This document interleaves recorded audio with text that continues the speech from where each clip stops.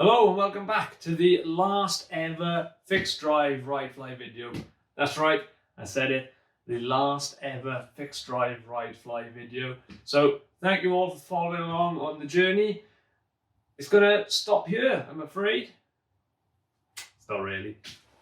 There might be a name change coming along. So stick with us. It's all gonna be announced on the next video, but for now, I need to get the Robin in here.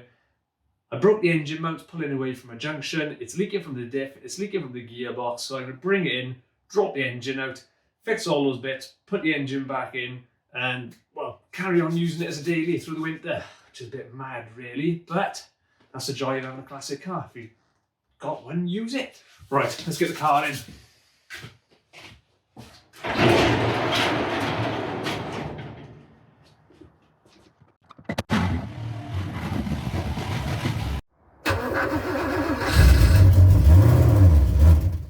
So the nuts on this prop shaft have gone soft. There's no way I can turn those. They've been soaking with WD-40. Absolutely no way they're coming off. So it's got to be the angle grinder. So to do that, I need to cut the one off that's there, jack the car up, turn the wheel so the other ones come round, and then just cut them all off.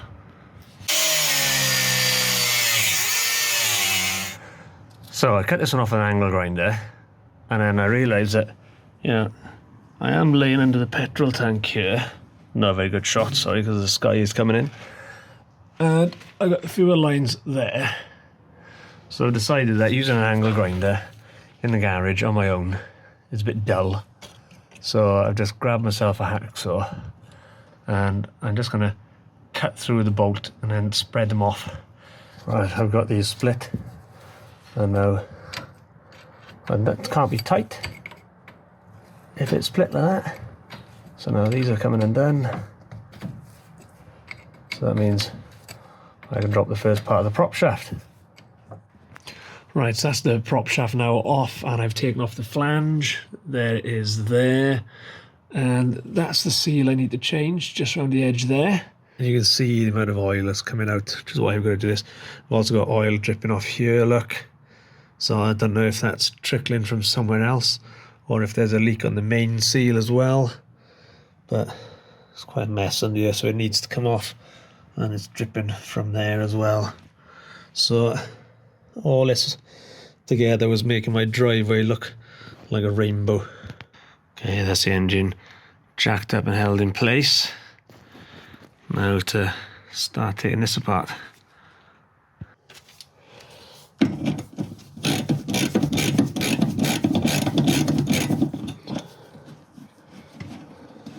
So these ones I've managed to undo. It did take a Stilson, but I've managed to undo them. They're loose. So I'm just, well, I can see everything's trying to flex now, so.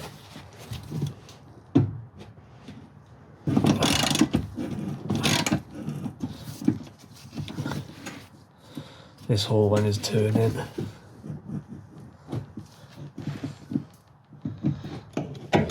I'm not sure if you can see this, but I'm managing to hold the prop shaft up with my leg. I'm getting into a position where I can just get a socket onto it. And these bolts are all coming undone.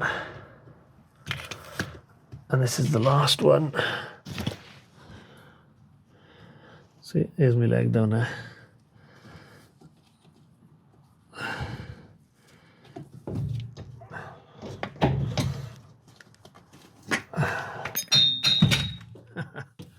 Oh, there it is. Do you see that oil come out of there as well? There's definitely an oil leak there, isn't it? So undo that bolt and get that out. But obviously I want to take all this off first. Speedo cable, that, one or two little bits up the front, and then we can drop this thing out. I do apologise for the terrible camera angle. I'm using my phone and I need some extra lights under here. This is the only setting on my phone that will allow me to film under here with a light on. I really should invest in some kit, shouldn't I? Okay, so up here I've taken off the carburetor, I've loosened off the top hose, ready to take that off. I've taken off the distributor and all the wiring for that.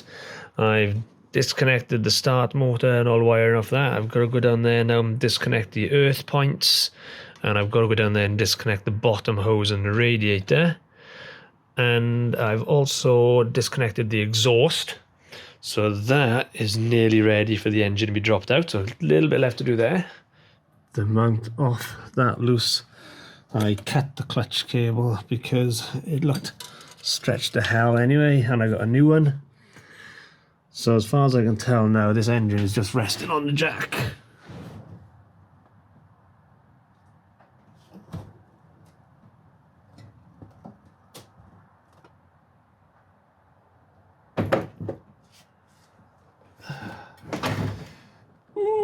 It's about to fall out.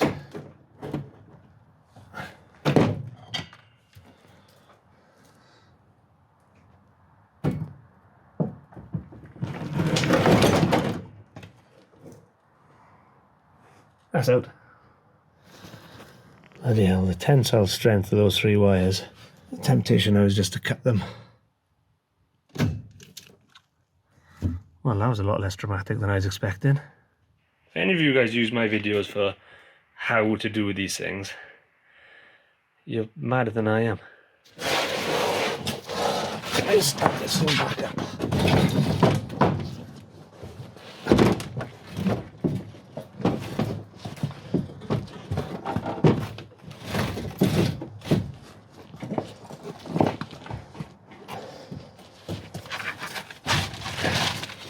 Never skip leg these guys.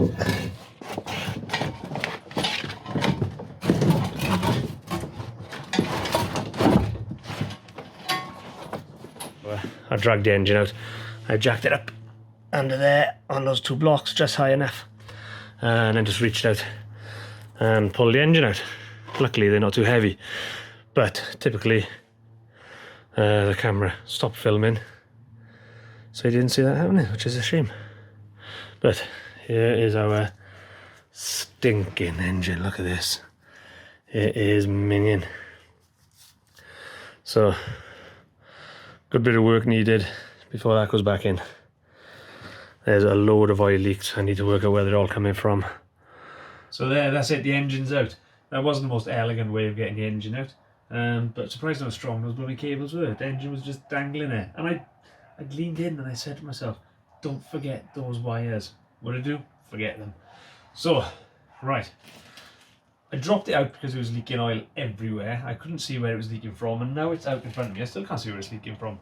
So I need to get this engine back in the car. It's been a couple of weeks now since this was taken out. I've been ill. I've had 10 days where I couldn't come in to touch it at all, and now I need the car back on the road. But I think the next thing to do is just clean this up and get it looking relatively tidy so I can see where it is actually leaking. And here you can see what I mean. Let's take a look at this engine. Look how caked on all that dirt is. There's all oil here, which I think is coming from the rocker. In fact, I think most of the oil down the engine. There's a lot of oil coming out there. That looks to be from the seal under the Dizzy. Is there a seal under the Dizzy? I don't know if there is or not, but it looks like there's a lot of oil coming out of there. But again, you've got that oil there, which is definitely coming down from the rocker. So I think my main culprit here is the rocker, which is quite wet there. Someone has already kind of gone round this with gasket seal. I mean, look at all that.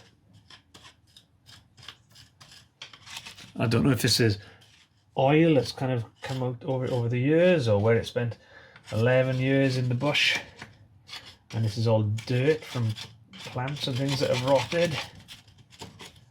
But there's all vines in here. I think really when I put this back on the road, what I should have done is taken the engine out and stripped it and rebuilt it, but I was just eager to get the thing on the road and drive it.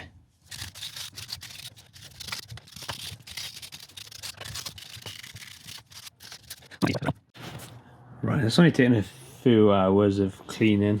That still needs to be cleaned up around there, but there's now a much nicer engine to handle, and I think it's all coming from around here, because that's flat to the block. there's sealant all around it, so I think all the oil leaks over the top of this engine is from that. So let's get a new rocker cover, get that off, and get it back together. Right, and I carry on tidying this up a little bit, but I'm not going to do too much more. Oh, it's the next day. It is freezing cold today. I've only been out here half an hour and my toes are numb already, and that's with 3 pairs of socks on. So, quick coffee. Plan today, get the engine mounts off. They've rusted on. Some of them have just twisted off, the other ones I'm going to have to knock off, so I'll look at doing that now. And then I just need to clean up the mounts, get them back on, do these seals on the end of the gearbox, one on the diff. So I'm hoping it's only about an hour's work and then we can kind of get this ready to go back in. I'm not going to disturb anything on the front. I've cleaned it up. I can't see any leaks other than from all the way around this rocker cover. So I'm going to order a new rocker cover, get that changed, maybe even paint that up, but that can all go back in for now. I can do that when it's in the car. So focus now is to just do the 2 seals I know were leaking, get that all back in the car, and start getting this hooked back up. Seal on the other side just twisted off, that was nice. This one is stuck, so I'm having to resort to tapping him off. It is tapping around.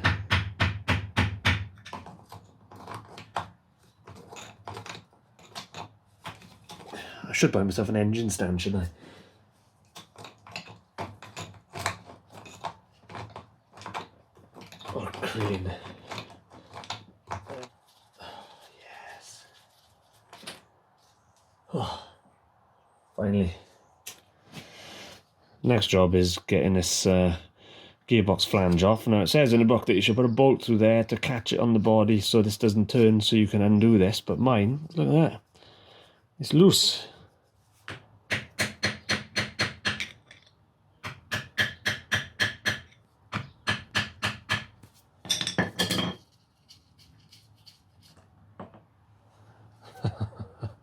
That was barely in there.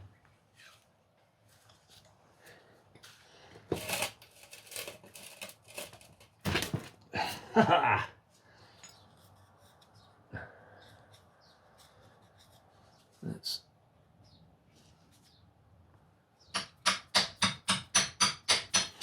and I'll just run a bit of emery cloth around there just to get rid of that. Right, I've cleaned that up and lightly oiled it. So look.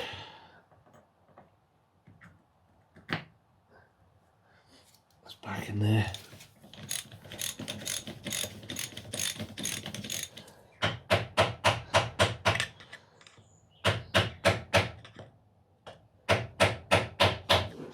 Right, fingers crossed, that's done. So I'm laying under the car now. I've got to put the gearbox mount back on, and I was looking up here and I was like, what is that wire for? I know this one is the reverse wire, but I couldn't work out what this one's for. And then I realised that this is just a piece of vine from when the car lived in the bush. So let's get rid of that. But look at this up here as well. Look at all this that was thrown up out of the gearbox. I'll get a scraper on that and just get a lot of that cleared off. The engine mounts are seized, I can't get them off, so angle grinder it is.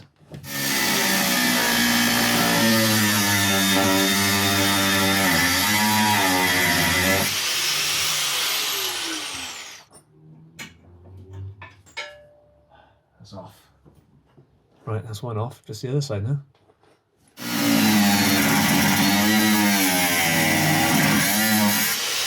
I think that means I'm at the point where I got to get this car lifted up and put the engine back in. Not sure I'm going to do that on my own. Well, I fit. I've got no reason to actually be here. I just thought, well, with the engine out, it would be wrong not to have a go. Right. Let's crack on.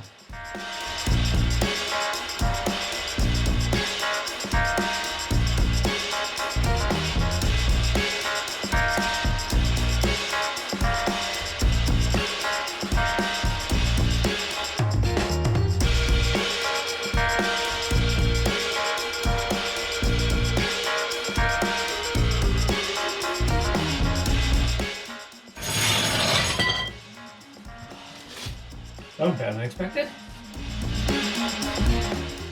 So it's in place, I just got to get it up. So to get the engine up, I need to lift the engine up enough so I can get the jack underneath it and I can jack into place. Because I've got no way of hoisting it in there. All the roof beams at the top of the garage don't run in the right place for me to chuck my winch up there. So I put the block wood under here and I'm just going to manhandle it up onto blocks bit by bit until it's high enough for me to get the jack underneath it.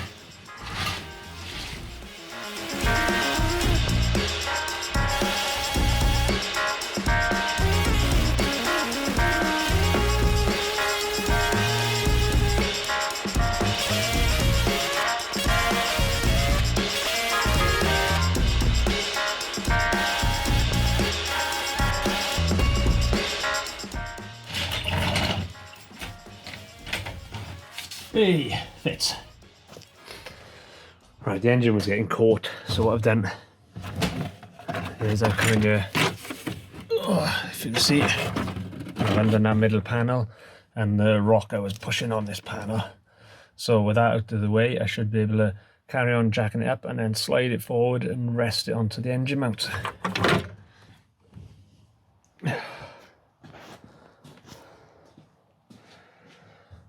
And there it is coming into place. So you can see the engine mount there, so you can see how much forward it's got to come. I'm just got to watch all these things out of the way so things don't get caught and things don't get pinched and snagged, and obviously we don't bang the radiator. I've got an old number plate down here. What I'll probably do is rest that there just to protect the radiator a bit. Right, it's the next day. It hasn't fallen off the blocks. You can see we're an inch away from the mount. I'm gonna get that done now. I got help today, so I'm gonna get under the car, push it forward with my feet, and Jason's gonna kindly drop the bolts on for me. Right, so there's the engine mount. I pushed it forward with my feet. It dropped into the holes and Jason put the nuts on. Now I just got to move the jack and jack the back up and put the rear hanger on. And there we are, it's bolted in. So the engine is now resting on all four mounts. So we should be able to, if I can get there, drop the jack. Oh, did I hear some? And there we are, engine is supported. And yeah, it is bucketing down out there. Next job under here is this old diff seal. You can see that's been leaking like hell. Now, I did check. There's a lot of play in this, and I thought, oh no, the bearings are gone, because that is quite sloppy. But I've been told that that is perfectly fine, and when you put the flange in and tighten it up, that's what holds that in place, and there shouldn't be much movement once the flange is on. So, hook this out, put the new one on.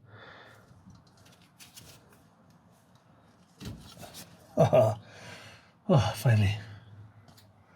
New seal.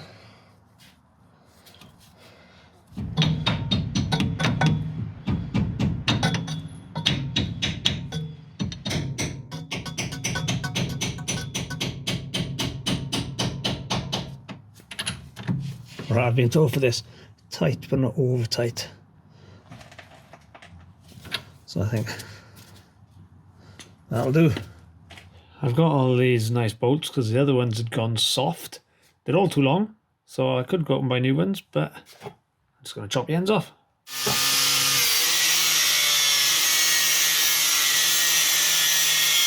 And now for the joy of putting on the prop shaft.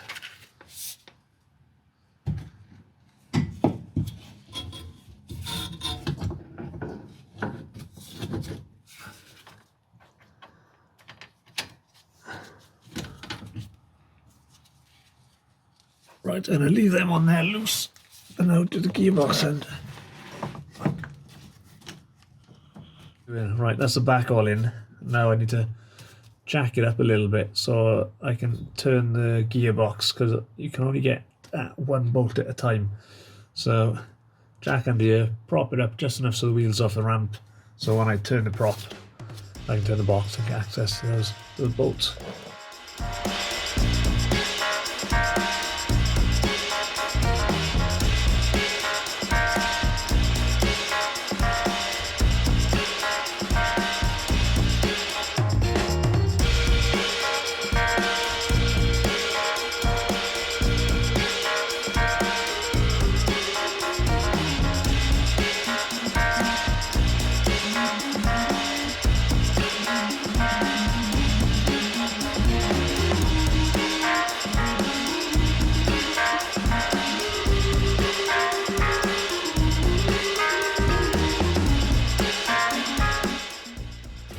Right, let's get this out of here. I want to get one of the other vehicles in here, but now this, I've got all my parts and my tools loaded in the back. We are off to do something rather special. Well, I think it's special anyway, and we shall show you that in another video. So let's get this out and I'll see you guys soon.